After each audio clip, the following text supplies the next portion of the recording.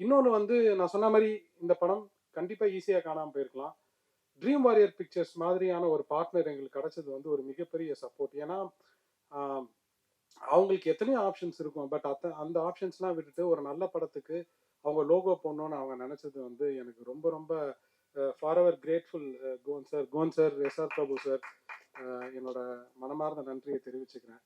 ஆம், அப்புறமா வந்து முக்கியமா இந்த படம் வந்து ஆக்டர்ஸ் வந்து இந்த கேரக்டர்ஸ்க்கு உயிர் கொடுக்கலன்னா இந்த படம் வந்து ஒர்க்கே ஆயிருக்காது. எனக்கு நான் ஃபர்ஸ்ட்ல இருந்தே ரொம்பவே தெளிவா இருந்தேன்.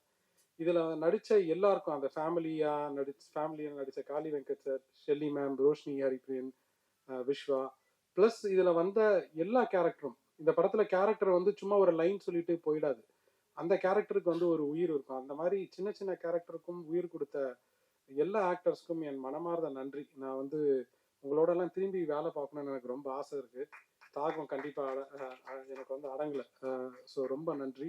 அப்புறம் என்னோட technicians, Jacky sir art director, Snehan sir lyricist, editor Sathish, Anand GK cinematographer, Bala musician. என்னன்னா சொன்ன மாதிரி எல்லாமே சின்ன பசங்க, ஆனா நல்ல சினிமானா என்னன்ற புரிதல் இவங்க எல்லாருக்குமே இருந்தது. ஐ மீன் ஸ்னேகன் சார், ஜாக்கி சார் சொல்லல, மீதி சினிமாட்டோகிராஃபர், கம்போசர், எடிட்டரை பத்தி சொல்றேன். எல்லாருக்குமே நல்ல சினிமா எடுக்கணுன்ற ஒரு தாகம் இருந்தது. ஹோப்ஃபுல்லி அதை நாங்கள் பண்ணியிருக்கோம் நான் நம்புறேன்.